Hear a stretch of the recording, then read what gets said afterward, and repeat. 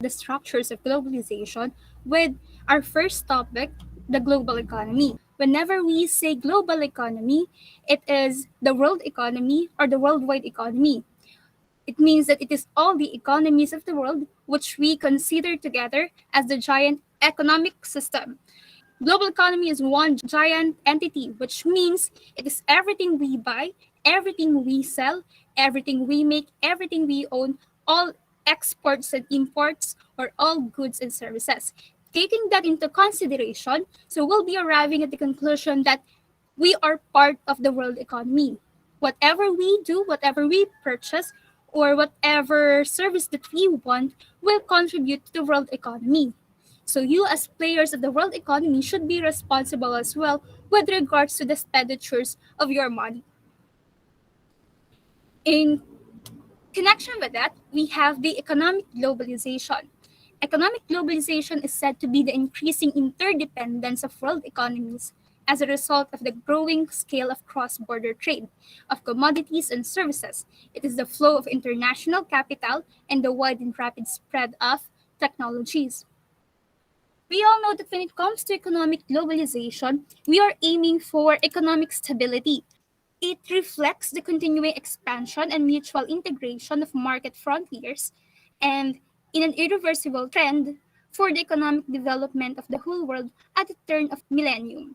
And then we have this definition as well from the International Monetary Fund, wherein they defined economic globalization as a historical process, the result of human innovation and technological progress. Okay, so it refers to the increasing integration now of economies around the world, particularly through the movement of goods, services, and capital across borders. It also refers to the movement of people and knowledge across international borders. So this will reflect naman dun sa nauna natin na definition that world economy or global economy has something to do with everything we have or everything that we buy and sell.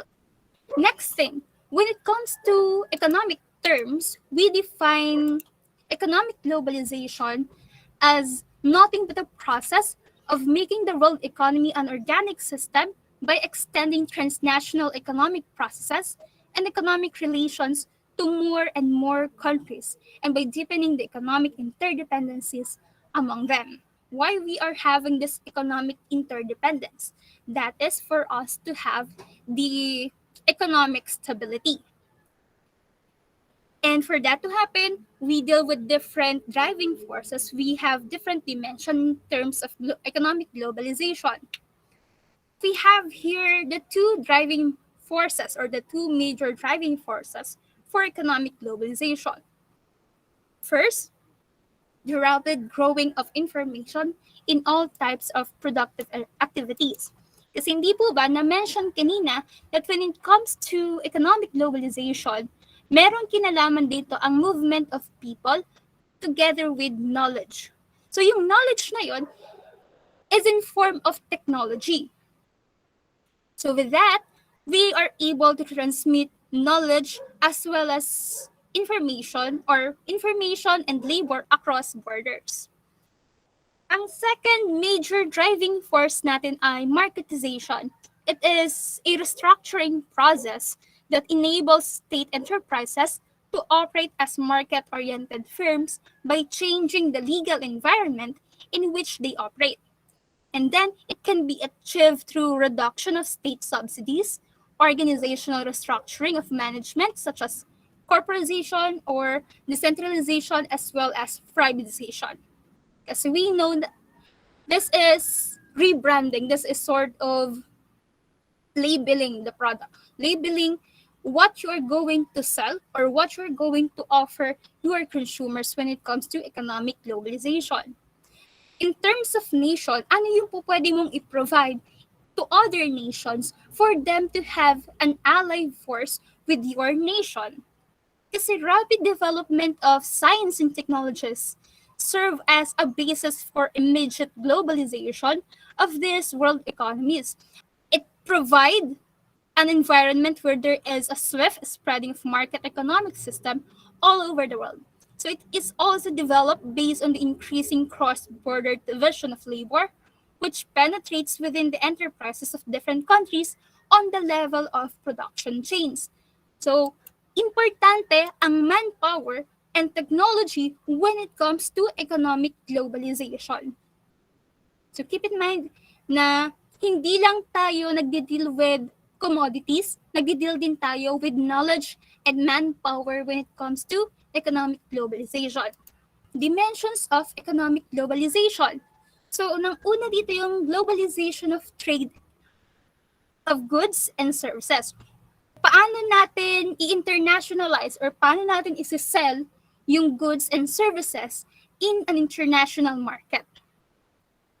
Second, the globalization of financial and capital markets. How are we going to maximize the efficiency of costing when it comes to the products that we are selling as well as the sources that we are using? Third, the globalization of technology and communication. Globalization is irreversible and irrevocable. Together with that, technology and communication keep on improving. Kaya isa to sa mga factors when it comes to economic globalization. Then we have the globalization of production. In the existence of industrial revolution, so we are able to produce more and to produce faster. Nagkaroon ng different machineries, nagkaroon ng different innovations when it comes to production. Kaya it is one of the aspects which affects the economic globalization. Kasi kung maapektuhan, kung merong decline in terms of production ng isang country, it will affect the economy as well. Kapag meron namang increase, makaka-apekto din ito sa economy ng isang country. Wherein, itong country na to ay merong interdependence in terms of economy sa ibang country. So with that, magkakaroon to ng domino effect. So hindi lang yung particular country na yun na maapektuhan, kundi pati na din yung allied countries niya. That is the concept of interdependence when it comes to economy.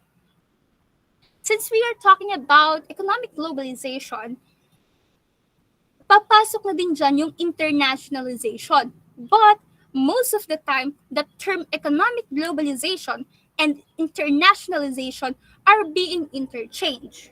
So we need to point out ano ba ang pinagkaiba ng economic globalization with internationalization. Economic globalization is a functional integration between internationally dispersed activities.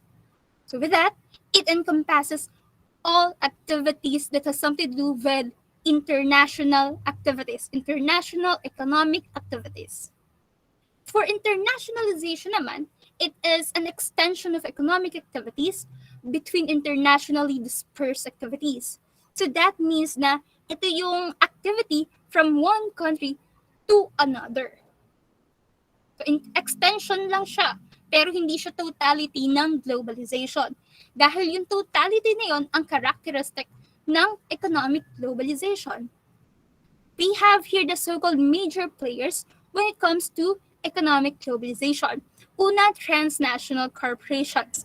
This is the main driving forces of economic globalization of the last 100 years, or roughly 2/3 of world export, otherwise known as multinational corporation.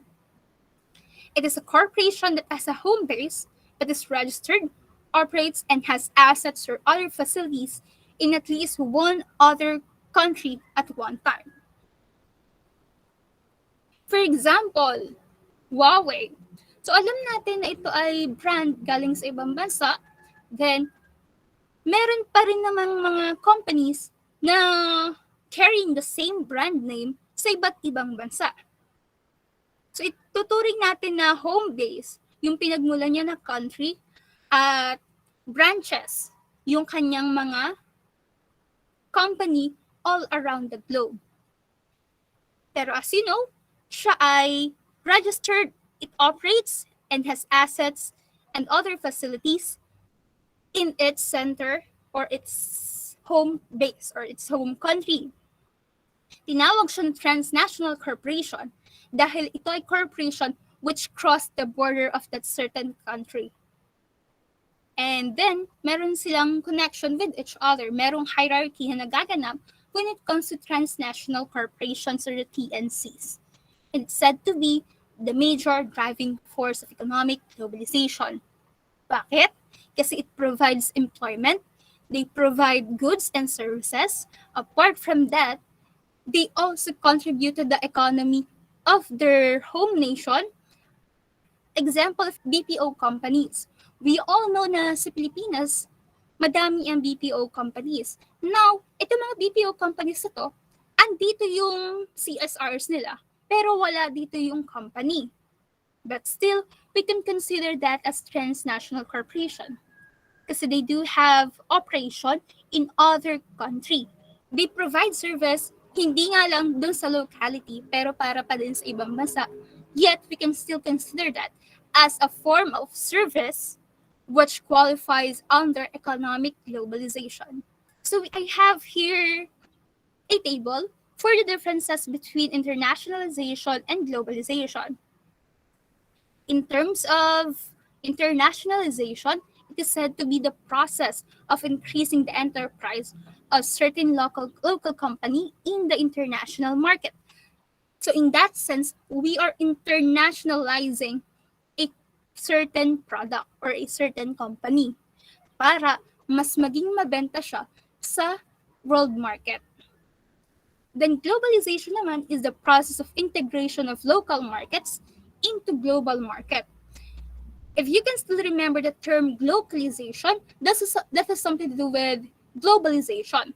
Once again, when we say localization, that is adding the local taste to the international brand. So, we are integrating the local market into the global market para mas tangkilikin siya ng kanyang consumers or ng kanyang target market. Focus is exchange of products and services from the interaction of local markets in global market.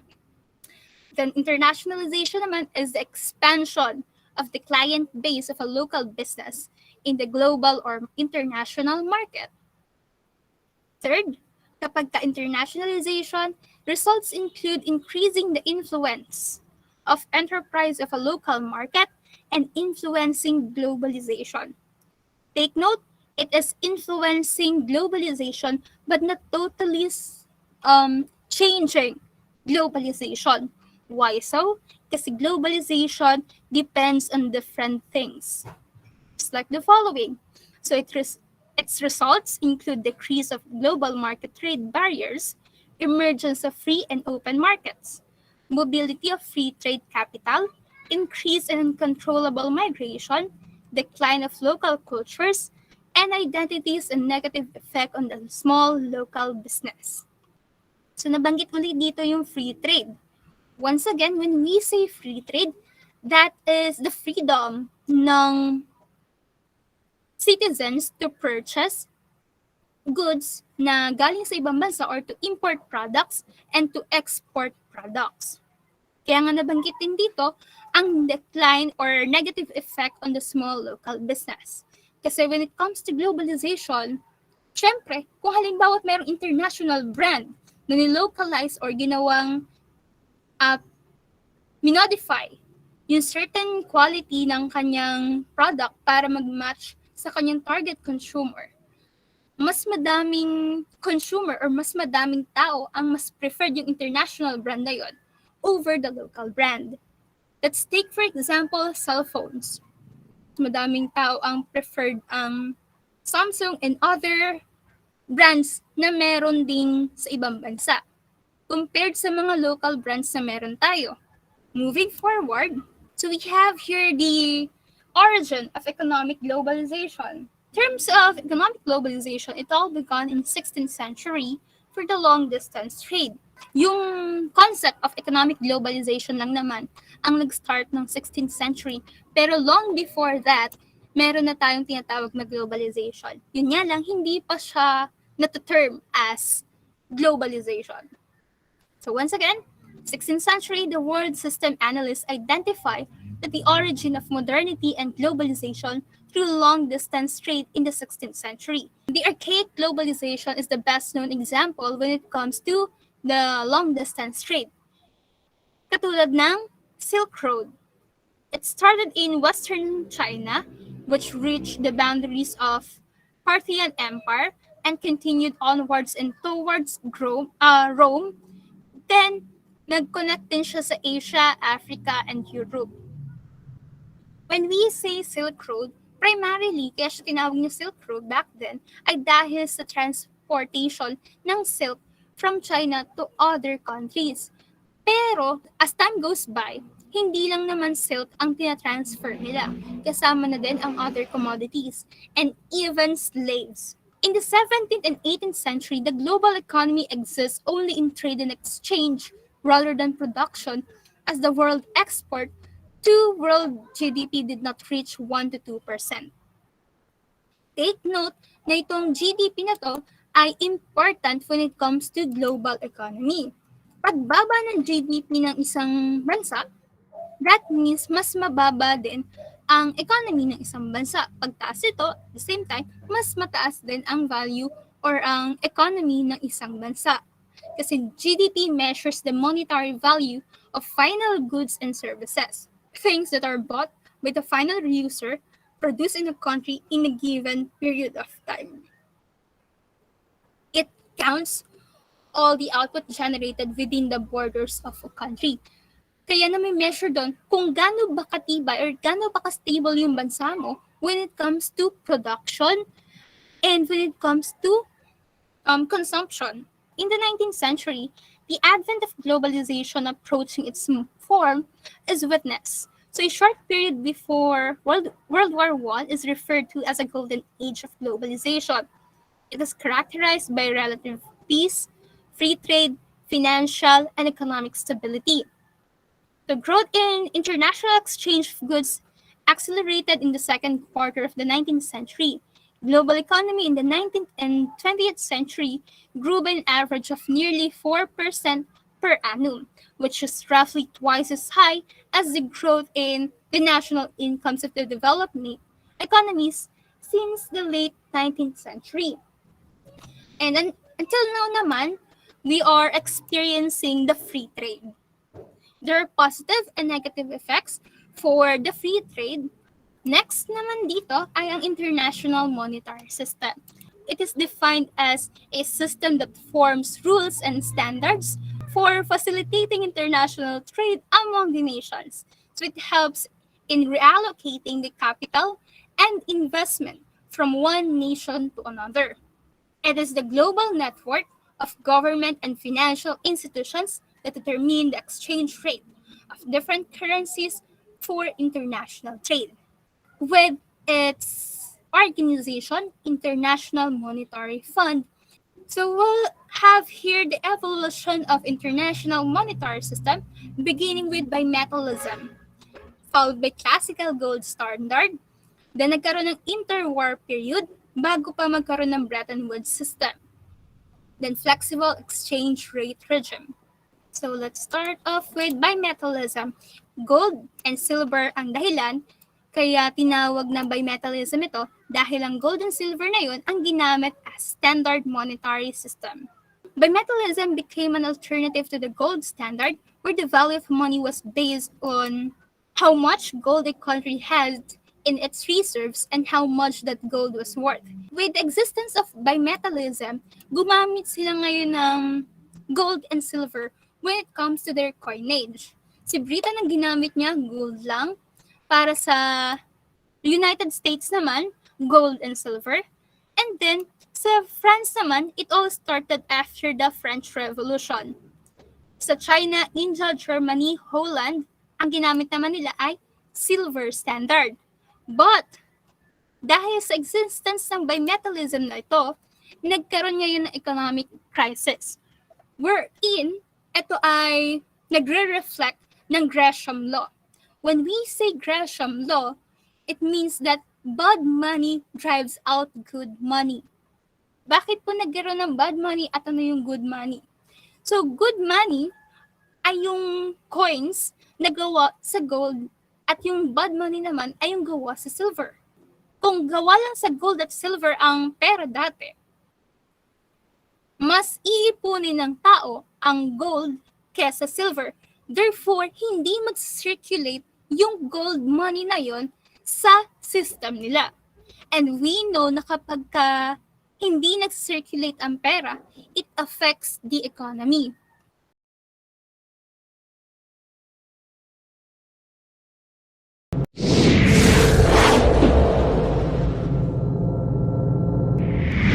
Gresham's law is a monetary principle stating that bad money drives out good. It is a concept primarily used for consideration and application in currency markets. For example, if there are two forms of commodity money in circulation which are accepted by law as having similar face value, the more valuable commodity will gradually disappear from circulation. The law is named after Sir Thomas Gresham, an English merchant, financier and founder of the Royal Exchange. Henry VIII had changed the composition of the English shilling, replacing a substantial amount of the silver with base metals. Gresham's consultations with the Queen explained that people were aware of the change and began separating the English shilling coins based on their production dates to hoard the coins with more silver, which, when melted down, were worth more than their face value. Gresham observed that the bad money was driving out the good money from circulation. This phenomena had been previously noticed and written about in ancient Greece and medieval Europe. The observation was not given the formal name Gresham's law until the middle of the 19th century, when Scottish economist Henry Dunning MacLeod named it after Gresham. Under Gresham's law, good money is money that shows little difference between its nominal value, the face value of the coin, and its commodity value, the value of the metal of which it is made, often precious metals, nickel or copper. Good money is the one which is more stable in value or money which is undervalued. On the other hand, bad money is money that has commodity value considerably lower than its face value and is in circulation along with good money, where both forms are required to be accepted at equal value as legal tender. Bad money loses value rapidly. Logically, people will choose to use bad money for business transactions and hold balances of good money because good money has the potential to be worth more than its face value. Gresham's law states that if two coins are in circulation in an economy whose relative face values differ from their relative bullion content, the dearer coin will be extracted from circulation. The bad money dominates the market in terms of circulation. People prefer to spend the bad coins and hoard the good coins. For example, in India, we have 1 rupee notes and 1 rupee coins. Both are forms of legal tender. Yet, the public sometimes prefer one form of a particular denomination to another. Example, they may prefer the rupee coin to the paper note. If there is such a preference for one form of money rather than another, it is an example of Gresham's law in operation. In fact, one might call Gresham's law something of a special case of natural selection itself, survival of the fittest. Hoarding. People hoard the good money or valuable coins and pass out the bad. Hence, good coins tend to remain out of circulation. Melting. The good coins are usually melted down and sold as bullion. Besides being melted down for its bullion value, money that is considered to be good tends to leave an economy through international trade. International traders are not bound by legal tender laws as citizens of the issuing country are, so they will offer higher value for good coins than bad ones. The good coins may leave their country of origin to become a part of international trade, escaping that country's legal tender laws and leaving the bad money behind. Gresham's law plays out in the modern-day economy for the same reasons that it was observed in the first place: legal tender laws. In the absence of effectively enforced legal tender laws, Gresham's law tends to operate in reverse.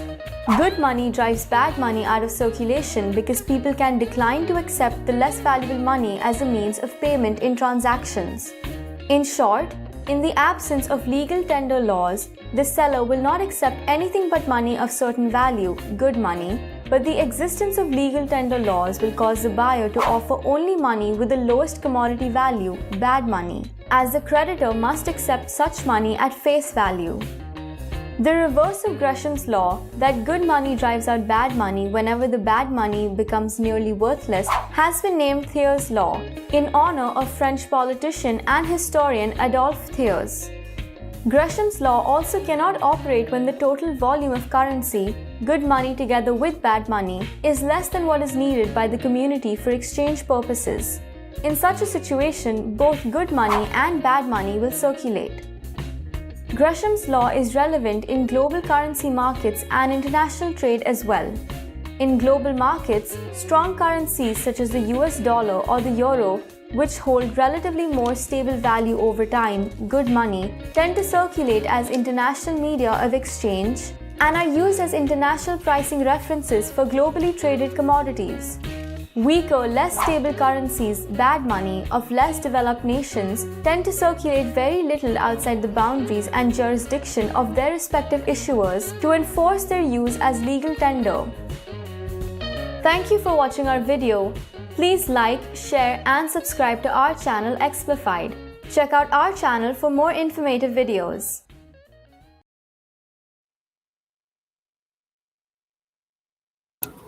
Going back to our PowerPoint presentation after the discussion for Gresham law, yun nga, bad money drives out good money, or yung good money hindi nag-circulate sa economy, kaya ang last resort nila ay ilabas into international market. At doon naman pumasok once again si free trade.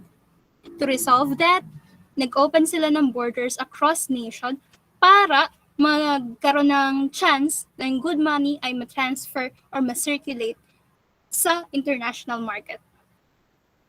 Moving forward, so after ng decline when it comes to bimetallism, pumasok ngayon yung classical gold standard. In classical gold standard, it gave birth to fixed exchange rate system. During World War, countries printed more money to finance their military, and so the money in circulation exceeded the gold reserves. Isa ang USA sa mga nag-print ng madaming pera during the World War para masupply yung military needs ng bansa nila. So after the World War I, the use of gold declined due to increased expenditure and inflation which were caused by war. Question ngayon, bakit nagkaroon ng expenditure? Bakit nagkaroon ng increased expenditure and inflation? It's because madaming pera naman ang circulate sa system. Dahil sa dami ng pera na yon, syempre, ang tendency ng tao, bibili yan ng bibili. The more na bumili sila, tataas syempre yung demand. Pag mataas ang demand, kailangan mataas din ang supply. Pero hindi yun ang nangyari. Hindi tumaas ang supply together with demand. Kaya nagkaroon ng inflation. Hindi pa rin ma-resolve yung Great Depression. Kaya ang ginawa nila, nag-set naman ngayon sila ng system kung paanong ang perang papel, ang bill, ay ipapalit nila into gold. Yung Great Depression nangyari noong 1931. After ng 1931, nagkaroon ng Interwar period. So this is the period between World War I and II. During this time, Britain was replaced by the United States of America as dominant financial powerhouse across the world. In 1920s, there is a fluctuating exchange rate among currencies, and most major countries have prioritized stabilization of domestic economies and systematically followed a policy of sterilization of gold. Then matching inflows and outflows of gold respectively with reductions and increases in domestic money and credit through circulating gold certificates. During the interwar period, ito yung mga events natin. 1929, sharp declines in their portfolio values, Austria, Germany, and USA, brought by the Great Depression. Kasi ang thinking nila noon, kapag nag-print silang madaming pera, madami silang mabibili. At kapag madami silang mabili, madami silang supply, at mas maging maunlad yung economy ng bansa nila. Pero hindi yun ang nangyari. Kasi eventually, yung dami ng na-print nila na pera ang nag-cause naman ng inflation or nag-cause ng increased expenditure para sa mga citizens. which later on lead to shortage in supply, kaya tumaas ang value ng mga bilihin or the inflation. Next, in September 1931, there is a suspension of gold payments and flotation pounds. Then April 1933, cut off gold by the USA, and 1936 naman, gold abandonment by France. So we have here the Bretton Woods system. Bakit po ba pumasok yung Bretton Woods system? Hindi ba itong 1931 nagkaroon po ng Great Depression? To resolve the Great Depression, they now assemble once again at doon na nga nagkaroon ng Bretton Woods system. So the focus was established a uniform and liberal international financial architecture with independence on domestic policies. It is an international basis for exchanging one currency for another, or the so-called forex, or the foreign exchange rates. Then in July 1944, kung saan nabuo or kung kailan nabuo ang Bretton Woods system, representatives of 44 nations gathered at Bretton Woods, New Hampshire to set up a system to fix exchange rates. Yung fixed exchange rates na to ay yung pledge ng kada isang country to maintain its currency value within the positive negative 1% of par value. Key features ng Bretton Woods system ay ang creation of IMF and IBRD. So si IMF and IBRD ay lending institutions para matulungan yung mga bansa na nakaka-experience ng economic crisis or para makatulungan yung mga apektadong bansa ng Great Depression. To set a unified monetary system, kinakailangan nila ngayong mamili ng isang monetary system galing sa mga member nations at yun ay ang dollar. So yung dollar ay ginawang convertible into gold. So $35 nun ay equivalent to 1 ounce of gold. So US dollars serve as the keystone of the Bretton Woods system. So tinawag siya na Bretton Woods dahil ito ay naganap sa Bretton Woods, New Hampshire. 44 nations, 730 delegates. After ng Bretton Woods system or after ma-establish ng Bretton Woods system, nagkaroon yun yung flexible exchange rate regime. So since 1973, exchange rates have become more volatile and less predictable than they were between 1945 and 1973. Fail ang Bretton Woods system. Nagkaroon ng oil crisis in 1971, loss of confidence in the dollar in 1977 to 78. Bakit? Dahil bumababa ang economy ng USA. Followed by the oil crisis in 1979, unexpected rise in the dollar naman in 1918 to 1985. However, it didn't last long. Nagkaroon ng phenomenon na sinking dollar in 1985 to 1987.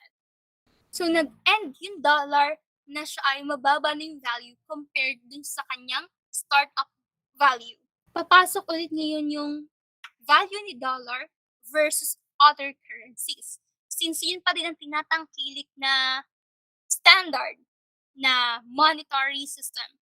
Yung forex kasi or yung foreign exchange rate fluctuating na dahil sa mga sumusunod. Inflation rates, interest rates, country's account, current account balance of payments, terms of trade, government debt, political stability and performance, recession, and speculation. So when we say forex or foreign exchange rate, it is an exchange rate wherein the value of one's nation's currency versus the currency of another nation or economic zone. The current international monetary system, which is a float system. Here, currencies are free to float against one another in open market. Government intervenes only when currency needs to be stabilized. Therefore, hindi na talaga nasunod yung napagkasunduan sa Bretton Woods system na positive negative na 1% par value. Since we are talking about the monetary system, kasama din dyan ang European monetary integration. The European monetary system, it is defined as a 30-year-long process that began at the end of the 1960s as a form of monetary cooperation intended to reduce the excessive influence of the US dollar on domestic exchange rates. So European, so technically, ang mga kasama dito or ang apektado dito ay ang mga European countries or yung mga nasa Eurozone. With that, we'll be discussing the history of European monetary system. Andyan pa din ang Bretton Woods system, gold exchange standard. Ang Werner Report, ito ay nag-exist due to the fail of Bretton Woods system. Then nagkaroon ng Economic and Monetary Union. However, nagkaroon ulit ng economic crisis in the European Union, kaya nag-result into the Brexit or the Britain exit. Starting with the gold exchange start to Bretton Woods system. So itong Bretton Woods system na to, it is largely influenced by the ideas of the British economist John Maynard Keynes, who believes that economic crisis occur not when the country does not have enough money, but when money is not being spent and thereby not moving. So kung i-examine natin, meron siyang difference with the Gresham's law, kung saan sinabi na bad money drives out good money. Kasi yung good money nagiging stagnant. So same thing sa idea ni John Maynard Keynes na hindi an economic crisis does not occur when a country does not have enough money, but when money is not being spent and thereby not moving. So when economies slow down, according to Keynes, governments have to revive markets with infusions of capital. The active role of governments in managing spending serve as the anchor for what we call now as a system of global Keynesianism. The Bretton Woods system of international monetary management established the rules for commercial and financial relations among the world's major industrial states. So the Bretton Woods system was the first example of a fully negotiated order intended to govern monetary relations among independent nation states. So they are preparing to rebuild the international economic system as World War II was still raging or during the Interwar period. Yun nga, sabi ko kanina, meron itong 730 delegates from all 44 allied nations. So they gathered at Mount Washington Hotel in Bretton Woods, New Hampshire for the United Nations Monetary and Financial Conference. So the delegates deliberated upon and signed the Bretton Woods Agreement during the first 3 weeks of July 1994. Setting up a system of rules, institutions, and procedures to regulate the international monetary system. The planners of the Bretton Woods established the IBRD, or the International Bank for Reconstruction and Development, which is now called as the World Bank, and the International Monetary Fund. Itong mga institutions ito ay naging operational in 1946 after na magkaroon to ng sufficient number of countries. So with that, the chief feature of Bretton Woods system were an obligation for each country to adopt a monetary system that maintained the exchange rate of its currency. Once again, with the fixed value of positive, negative, 1% in terms of gold. And then it has something to do with the ability of the IMF to bridge temporary imbalances of payments. The IBRD and IMF are the lending institutions by the affected nations of the Great Depression. Ito yung other events pa na kung saan ginamit yung Bretton Woods system or kung saan in existence pa ang Bretton Woods system. So 1948 and 1950, nagkaroon ng Organization for European Economic Cooperation and the European Payments Union. Once again, with the aim to help the member nations na apektado ng Great Depression. In 1957, the Treaty of Rome was signed, convertibility was restored, and the European Monetary Agreement was established. Under this agreement, European Fund and the multilateral system of settlements were created. In the face of the increasing strain The system collapsed in 1971 following the United States suspension of convertibility from dollars to gold. Now, dahil nga hindi nag-succeed in the long run si Bretton Woods system, ina-evaluate nila ulit or nagkaroon ng revaluation at devaluation sa mga currencies. Kaya, nag-request yung government to draw up a plan for closer monetary integration. Kasi for them, there's something wrong. Kaya nagkaroon ng rise in value sa ibang currency at devalue naman para naman sa French franc. For them to determine kung anong mali or kung anong nangyari. Kaya nagkaroon ng devaluation and revaluation. They have this Werner report, which was published in 1970. With the Werner report, they established a plan or an ambitious plan which set out a three-stage process to achieve economic and monetary union within a decade. So ito ay three-stage which will later be showed to you kung ano yung three stages na yun or kung ano yung events during the decade na yun led to the creation of a treaty para ma-achieve yung economic and monetary union. In August 1971 naman, the US decided to temporarily suspend the dollar's convertibility into gold and not fully implemented the Werner system or the Werner report. Bakit? Para mabawasan din ang pagbaba ng gold reserves nila. Hindi ba kaya nga nag-end din ang Bretton Woods system ay dahil madaming perang nagsisirculate ang US dollar pero mababa na yung gold reserves nila. However, December 1971, the dollar was devalued by 8.6% under the Smithsonian Agreement and fluctuates other currency by positive negative 2.25%. The Smithsonian Agreement was a new system of exchange parity values. Dollar is still the exchange rate system.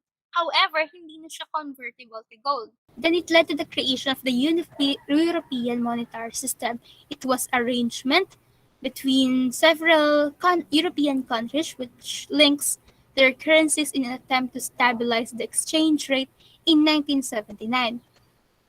So dahil nga hindi na convertible ang dollar to gold, they see a loophole para mag-introduce na ng kanilang sariling currency.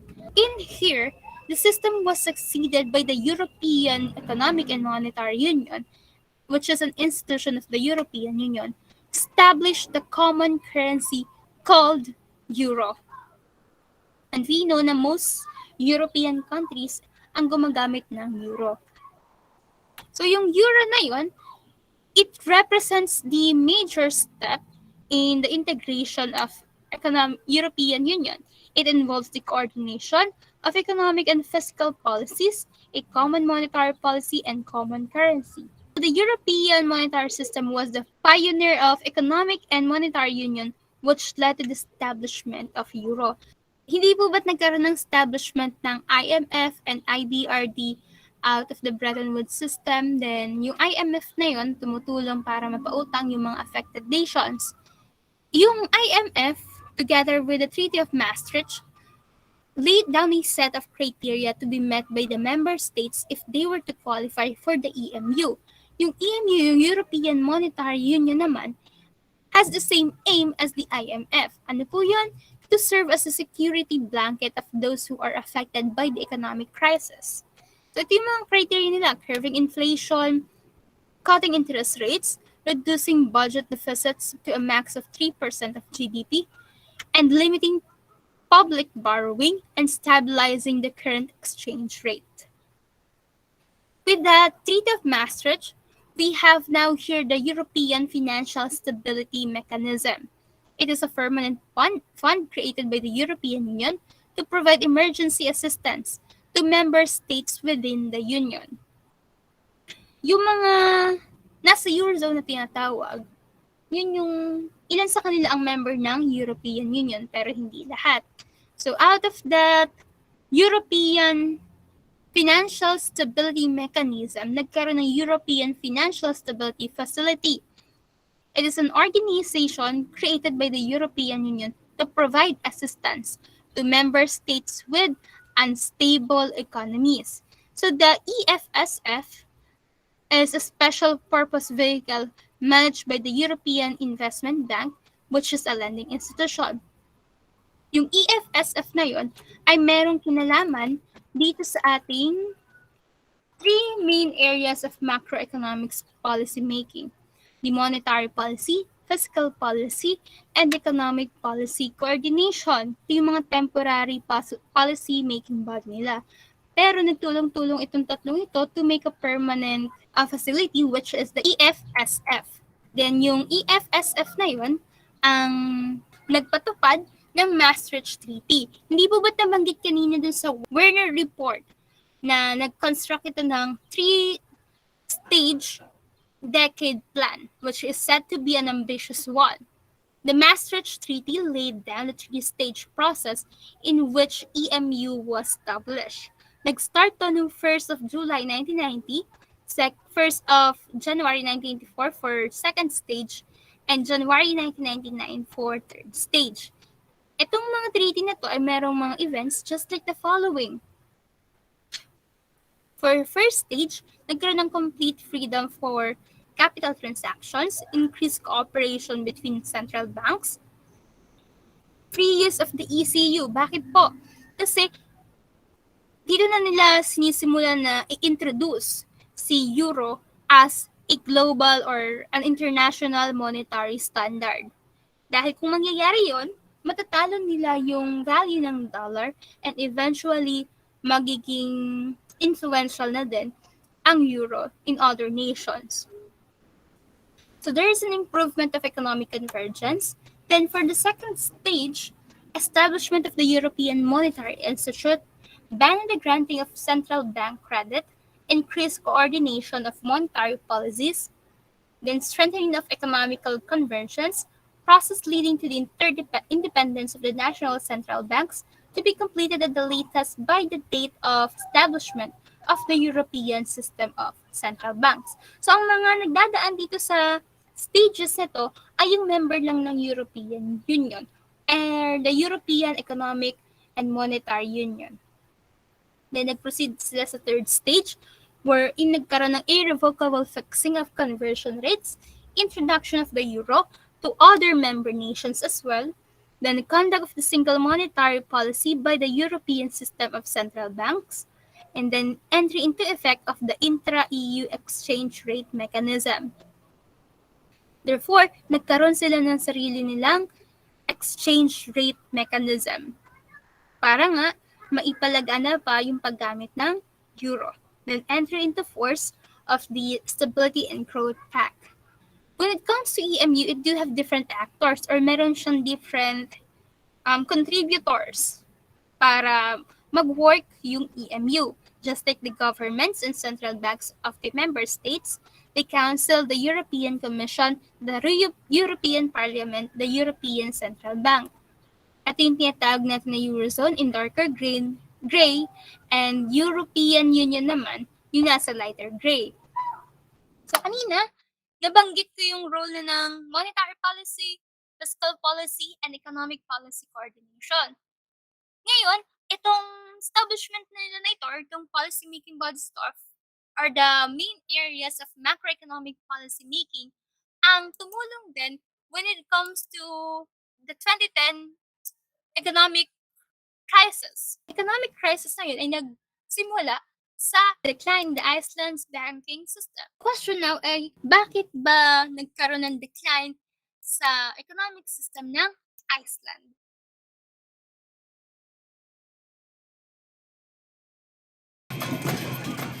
In Iceland, a volcanic eruption of the political kind. Angry protesters demanded the resignation of their prime minister when last week's sensational data leak revealed his millions of dollars of undisclosed holdings in Iceland's three biggest banks, which collapsed during the world financial meltdown in 2008. This past Tuesday, Prime Minister Sigmundur David Gunnlaugsson stepped aside. Iceland is known for its volcanic eruptions, among its many exotic natural wonders. And now for something else. After the crash, it let its banks fail and put its bankers in jail. When the three big Icelandic banks collapsed, all three would have ranked among the 10 largest bankruptcies in U.S. history had they been U.S. companies. Historian Magnus Sven Helgason actually conducts walking tours explaining what went wrong when Iceland's bankers and businessmen set out to turn a country of only 330,000 people into a world financial capital. These guys, they styled themselves as corporate Vikings, sort of laying claim to the mantle of the original Vikings that settled Iceland. The banks borrowed massive sums of money, then loaned it out again at much higher rates of interest to entrepreneurs who, like the ancient Vikings, plundered, buying up companies worldwide. Money rolled in, and a nation of fishermen began believing in the so-called Icelandic miracle. A lot of people seemed to be getting very rich very fast, and a lot of people wanted to join in on that. Katrín Jakobsdóttir is one of the members of parliament who decided on Iceland's hardline response when this whole house of cards built on debt came tumbling down. Even though the banks also were responsible as a whole, I think it was the conviction that also the individuals within the banks had done this. There were huge daily protests then, too.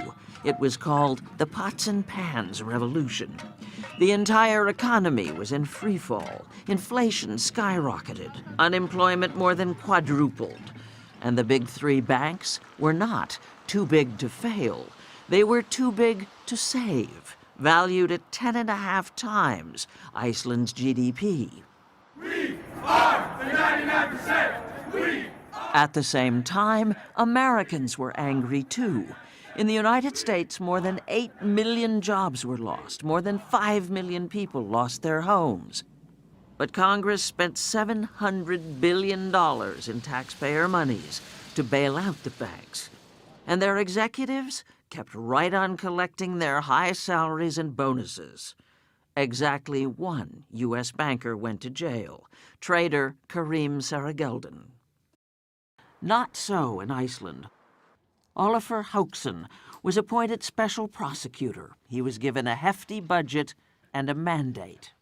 The question here in Iceland was criminality involved? And if there was criminality involved, there should be a prosecution. Outside Hauksson's office, something not seen elsewhere. The country's top bankers facing charges of market manipulation and fraud, ambushed by media. How many bankers are in jail? Between 20 and 30 have been gotten sentences of jail. Sigurðan Arnason, former CEO of Landsbanki, will begin serving a 5-year prison sentence in the fall. This was a part of the show. His lawyer, Siggi Gudjonsson, dismisses the prosecutions as political theater. A kind of a witch hunt. A witch hunt? Yeah.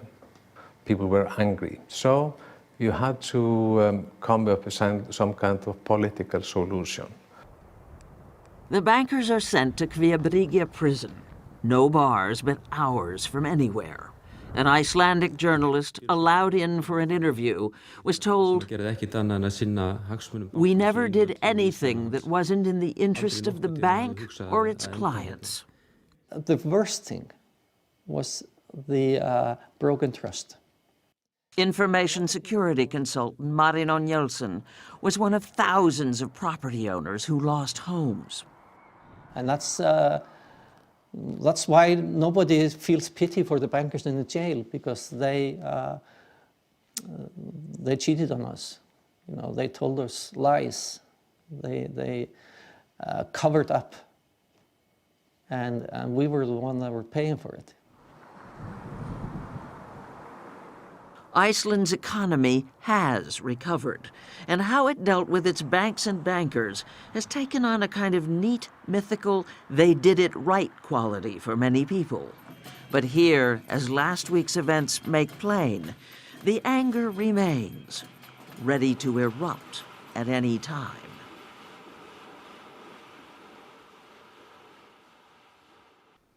So kaya nag-collapse ang economic system ng Iceland back then ay dahil sa laki ng expenditure and at the same time, hindi nila kaya ang bayadan lahat. So they are too big to save and too big to lose. Kaya ang naging choice ngayon or naging resolution ng European Union is to help Iceland. Paano nila ngayon tutulungan ang Iceland? They chip in or nag-ambagan sila para matulungan makabawi ang Iceland. It's not given for free. Pinautang nila si Iceland. Hindi lang kasi ang Iceland ang nakaranas ng economic crisis. Nagkaroon din ng economic crisis ang Greece.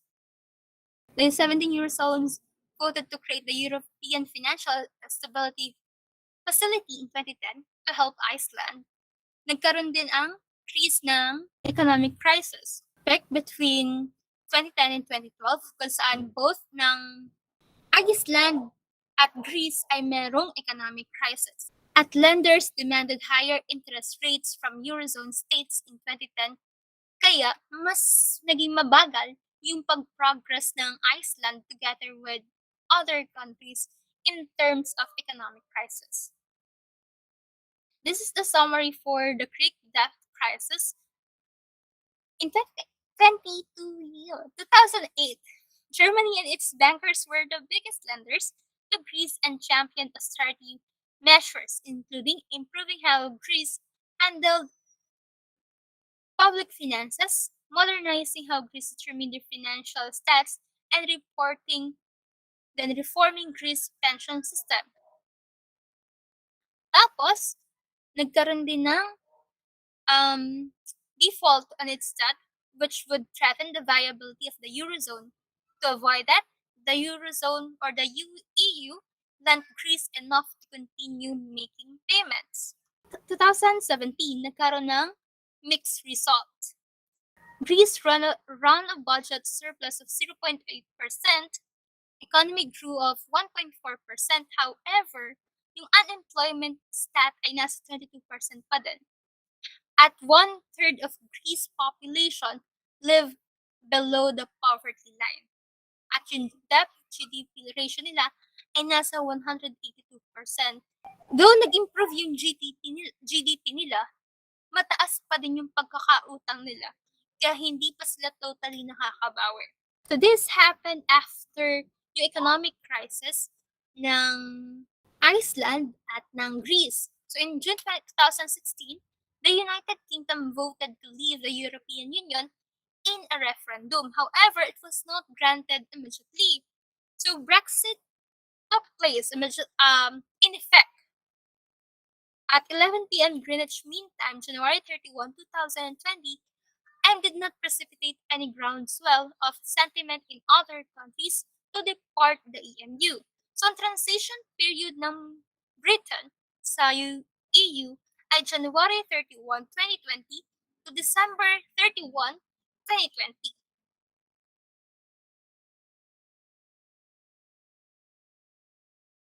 It took 4.5 years. It saw off 2 prime ministers and created a huge rift in British politics. But finally, Brexit is over. Boris Johnson has reached a deal with the European Union. But what exactly is the new Brexit deal? And what's going to change as a result? Well, technically, Brexit happened ages ago.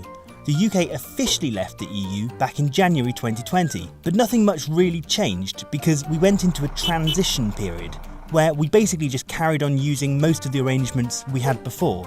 But now, they've finally agreed on a huge trade deal, which kicks off at the start of 2021. It's really about way more than just trade though. It covers everything from food and drink to immigration, from fishing to counter-terrorism. So here's a very quick guide to some of the main things that are going to change. First off, there's the impact on trade and business. The UK will leave the EU single market and customs union. For some companies, that'll mean adapting to new rules and potentially doing more paperwork as well. But the UK government says, under this deal, we'll avoid any trade tariffs. That means that companies bringing stuff between the UK and the EU won't have to pay extra fees. Next, immigration. It was one of the main issues debated in the run-up to the Brexit referendum, and this new deal now does what many Brexit supporters wanted, by ending the free movement of workers coming into the UK. Instead, starting on January the 1st, the UK will have a points-based immigration system. That means you have to fulfil certain criteria in order to come and live here. But it'll be made easier for some people, like if you're coming to do a job in which the UK has a shortage. Doctors and nurses will be fast-tracked, and the new immigration rules don't apply at all if you're a student coming to study at a British university. But of course, this goes both ways. British people will also now lose the right to automatically live, work or retire in the EU. At the moment, fishermen from EU countries have access to British waters. But under the new deal, the government says this will change. The EU's fishing rights will be reduced. And then, after a few years, we'll be able to negotiate the arrangement each year. The UK's annual membership fee for the EU will end, but there are some bills we do still owe that we'll have to pay off. And if we want to join any EU schemes for things like scientific research, then that'll also come at a cost. This is the only land border between the UK and the EU. On one side you've got Northern Ireland, which is part of the UK, and to the south there's the Republic of Ireland, which is still a full member of the EU. Now, there were worries that if no Brexit agreement was reached, it could mean border checks and security controls were suddenly introduced along this crossing. And that would be a problem, because this border has been disputed for years, and it's seen a lot of conflict. At the moment, it's usually pretty peaceful because although there is technically a border, it's basically invisible. You can drive through without getting stopped, but if that suddenly changed, it could lead to serious trouble. This problem was actually dealt with already in something called the Northern Ireland Protocol, and it'll come into effect in 2021. Basically, the solution they came to is this complicated crossover situation, where Northern Ireland is still a full part of the UK, but it also stays aligned with the EU's internal market.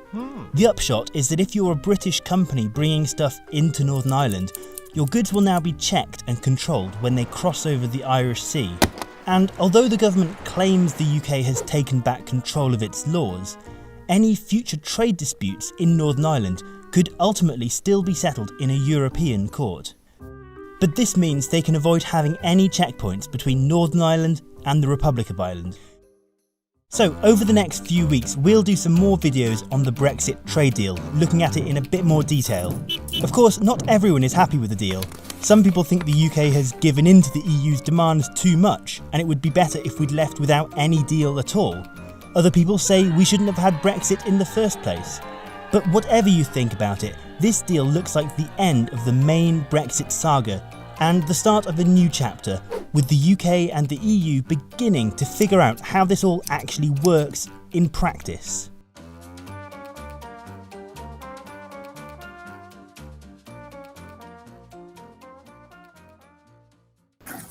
Okay, so after ng Brexit, we're moving to this timeline for starting with the Great Depression in 1931.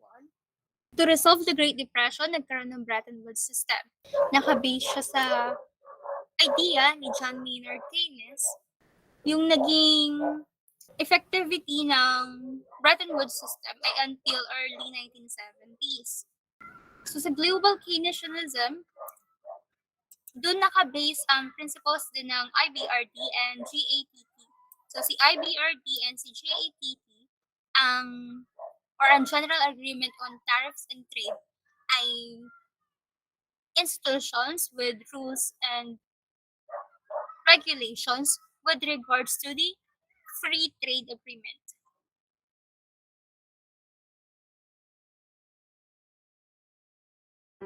After World War II, it was clear the world needed a new financial system. The gold standard was considered too rigid, but at the same time, economists were worried that countries would devalue their currency to boost exports. For this reason, 44 countries sent delegates to a conference held in Bretton Woods, New Hampshire, as of the 1st of July 1944. The US, which held 2/3 of the world's gold reserves after the war, was obviously the most influential player, and ultimately, all currencies ended up linked to the dollar, and the dollar was linked to gold. One important concern arose, though. If a country goes through an economic crisis, how can it get out of it without devaluing its currency? To address this issue, two institutions were created. One, the International Monetary Fund, which was supposed to lend money to countries that are in trouble and cannot attract financing from other sources. Two, the International Bank for Reconstruction and Development, which is now called the World Bank and was supposed to help less developed countries grow.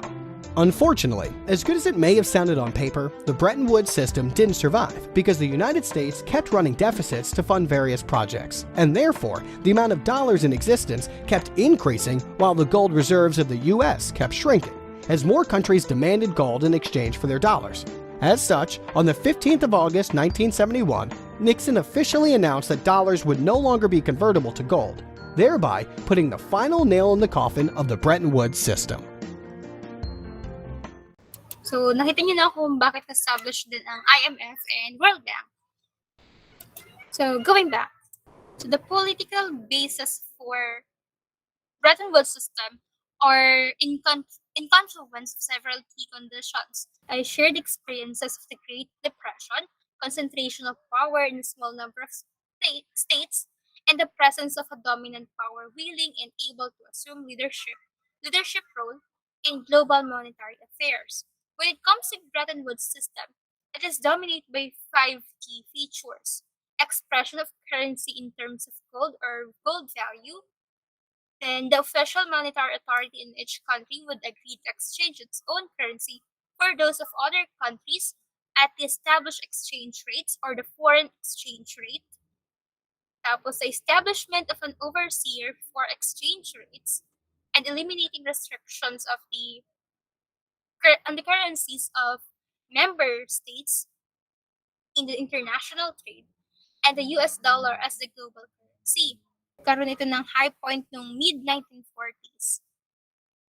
Ang nangyari kasi dito, government poured money into their economies, allowing people to purchase more goods and in the process, increase demand for these products. As demand increased, so did the prices of goods increases. So the theory went that as price increased, companies would earn more and would have more money to hire workers. So the Keynesian economists believed that all this was a necessary trade-off for economic development.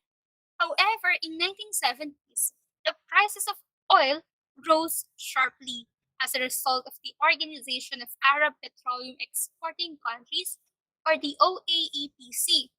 So it is an organization with Arab member countries na nag-export ng petroleum.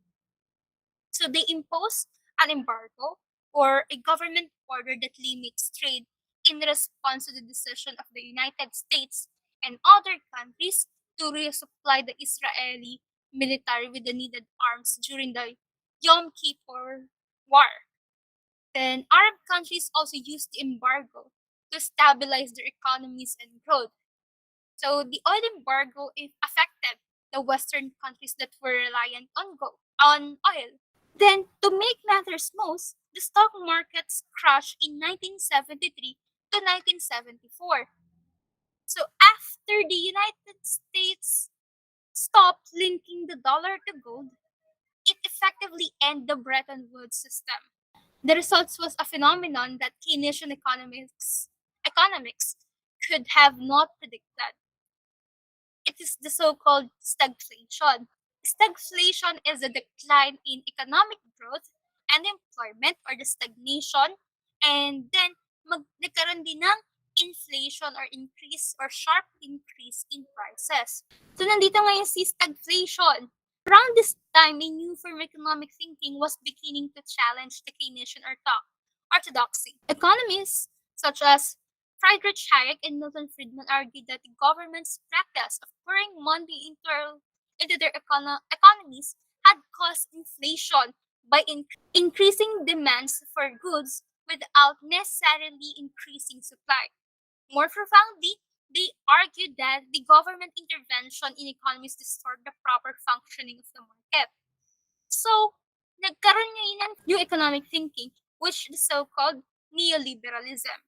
From 1980s onwards, neoliberalism became the codified strategy of the United States Treasury Department, the World Bank, the IMF, and eventually the WTO. The policies they forwarded came to be called as the Washington Consensus. Si Washington Consensus ay nagpo-push or it advocates for minimal government spending para mapababa din yung pagkakautang, privatization of government-controlled services, example, power supply, communication, transport. Then governments, particularly in the developing countries, to reduce tariff and open their economies, arguing that it's the quickest way to progress. Its advocates consider that along the way, merong mga industries na maapektuhan and eventually it will die. But they consider that as shock therapy. Shock therapy siya kasi kinakailangan talaga may mga industries na maapektuhan at mamatay for the long-term economic growth. That is according to the Washington Consensus advocates. Itong WTO nabanggit yung US Treasury Department and IMF. Si IMF, napakita naman po sa inyo kanina kung ano yung kanyang main goal. Wherein, to provide emergency fund nga po. Technically, lahat naman to nagpo-provide ng emergency fund. Ang pinagkaiba lang nila ay yung term. Merong short term at may long term na pagpapautang and merong different purposes. Naka-broken line dito, si GATT ay eventually ni-rename or ni-republish as the World Trade Organization. Dito sa baba ng neoliberalism, you can see na mayroon ulit tayong broken line papunta sa global financial crisis in 2007 to 2008. That means nag-fail ang neoliberalism, which caused to the global financial crisis in 2007 to 2008.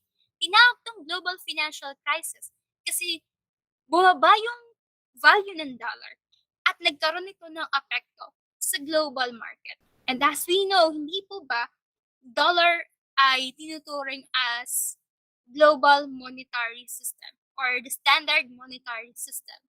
Kaya pag bumaba ang dollar, naapektuhan din yung ibang bilihin at yung ibang aspects mula sa ibang nation.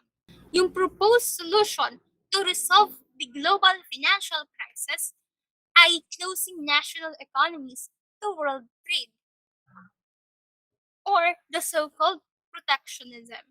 Kapag nangyari yon, tataas ang tariffs and trade, tataas ang subsidies. Ngayon, pag-usapan naman natin ang international trade and trade policies. When we say international trade, it is the exchange of goods, services, and capital across national and international borders. As a multi-million-dollar activity central to the gross domestic product of many countries. Then, it allows a greater competition and more competitive pricing in the market. Hindi po ba't meron tayong GDP at GNP na tinatawag? Para mas madali yung matandaan, gross domestic product ay gawa dito sa Pilipinas or ginawa within the country. Si GNP naman ay gawa ng Pilipino or created or earned by Filipinos or earned by the citizen of each country. Which means nakasama doon ang remittances from OFWs. When it comes to international trade, we have the following concepts. Comparative advantage at specialization.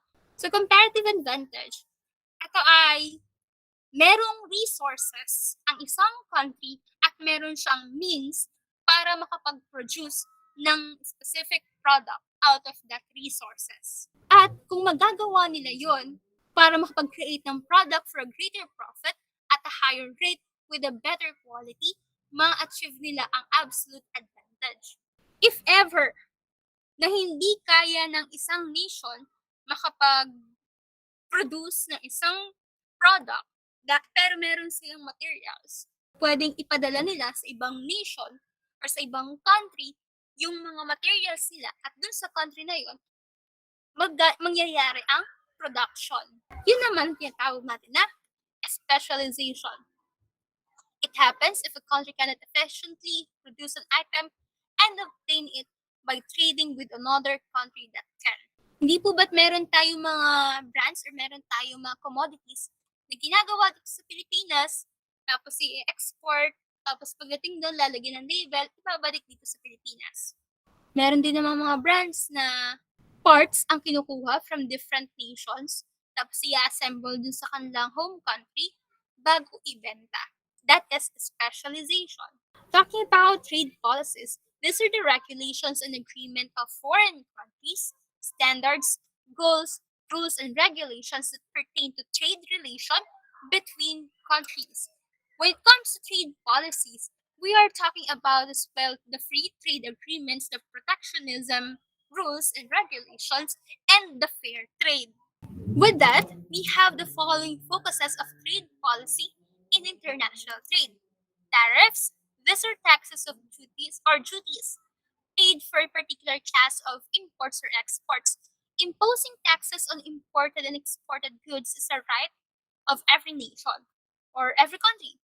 Heavy tariffs on imported goods are levied by some nations for the protection of their local industries, and then the prices of imported goods in local markets are inflated due to high imported taxes to ensure demand of local products.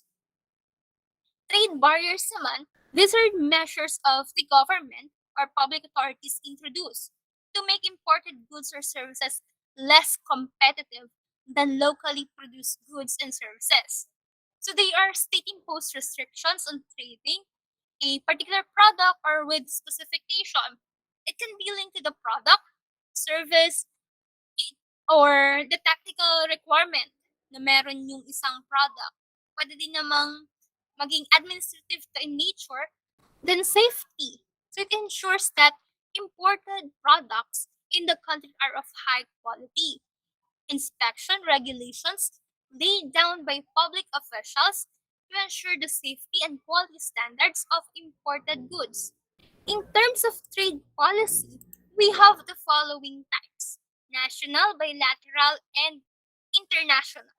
For national trade policy, it safeguards the best interest of its trade and citizen. Kaya nga po siya ay national. Pag bilateral naman, it regulates the trade and business relation between two nations. So, dito ang kinoconsider na natin ay yung policy and agreement between two negotiating nations. For that, we have the so-called trade agreement. So trade agreement are the national trade policies of both nations, and their negotiations are considered while bilateral trade policy is being formulated. Next ay international trade policy. This defines that the international trade policy under the charter, like the International Economic Organization for Economic Cooperation and Development, or the OECD, World Trade Organization, International Monetary Fund, are at best interest of both developed and developing nations are upheld by the policies. So in here, meron na tayong third party. Sino yung third party na yon? Yung mga institutions like WTO and IMF and OECD. Bago magkapag-transfer or bago kayo makakuha ng product from other country. Next, nabanggit natin ang WTO. So si WTO, it deals with the global rules of trade between nations with the main function of ensuring the trade flows smoothly, predictably, and freely. Therefore, WTO is the only global international organization dealing with the rules of trade between nations, with WTO agreements negotiated and signed with the bulk of the world's trading nations and ratified in the parliaments. Every year, merong tinatawag na rounds or meetings ang kada isang nation and or ang isang organization para mapag-usapan ang economic policies, rules and regulations, as well as issues.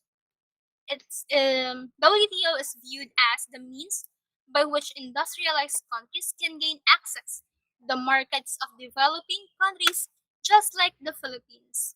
When it comes to international economy, in most developed countries where open market economy prevails, international economic organizations support free trade policies.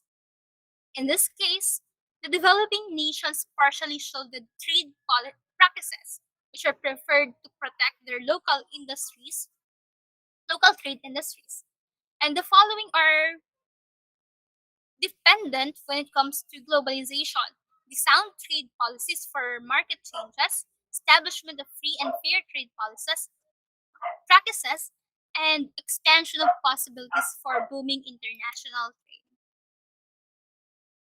Global economy outsourcing.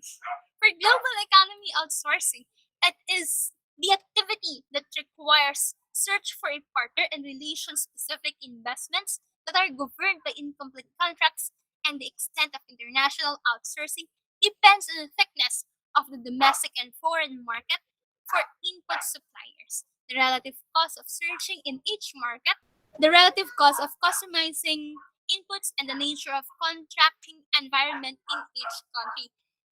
Outsourcing, that means you are seeking other nations' help para makapag-provide ng service or na ma-produce yung product na gusto mo. What is subcontracting? So subcontracting is a central element of the new economy. It is the practice of assigning part of the obligations and tasks under a contract to another party known as subcontractor, and especially prevalent in areas where complex projects are the norm, like construction and information technology. For example, meron akong client na nagpapagawa ng website or nagpapagawa ng isang application. However, hindi ako marunong gumawa ng application na yon. So, I will outsource you or kukuhanin kita para mag-provide sa akin ng service sa paggawa ng app na yon. And that is the subcontracting. So, from the client, naghanap ka ng tutulong sa'yo to provide the needs of your client. Subcontracting. Now, it's said that the Philippines took the lead as a global outsourcing hub, going from strength to strength because of the following: English proficiency, high literacy rate, compatibility with businesses and of all types and sizes, cost efficiency, cultural compatibility, strong data privacy protection and laws, proven track record, government support, economic stability, global payment, and technologies. Though developing country ang Philippines, still we can provide kasi the quality na hinahanap ng foreign nations when it comes to business process outsourcing. Kaya nga dito sa Pilipinas pa lang, madami na kayong makikita na BPO companies. There are 3 essential features of modern outsourcing strategy. Firms must search for partners with the expertise that allows them to perform the particular activities that are required. So, required. Ano yung mga specific tasks or ano yung mga kinakailangan mo or ano yung requirements para mapili kami as your partner nation in providing the service for your people. Next, they must convince the potential suppliers to customize products for their own specific needs. Since we are going to provide your service, in turn, what can you do for us? Apart from that, as a partner nation, ano naman yung pwede mong gawin para ma-customize yung mga services mo para dun sa iyong potential client? For example, next, they must induce the necessary relationship, specific investments in an environment with incomplete contracting.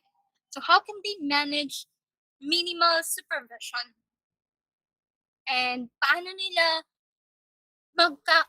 mahihikayat yung mga investors nila or yung mga target market.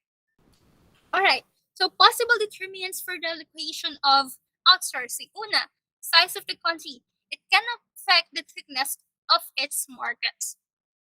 Dahil yung size ng isang country will also determine kung ano yung capability niya to provide the service for her or for the partner nation or kung hanggang saan lang yung kaya nilang i-provide when it comes to the needs or requirements of that particular nation.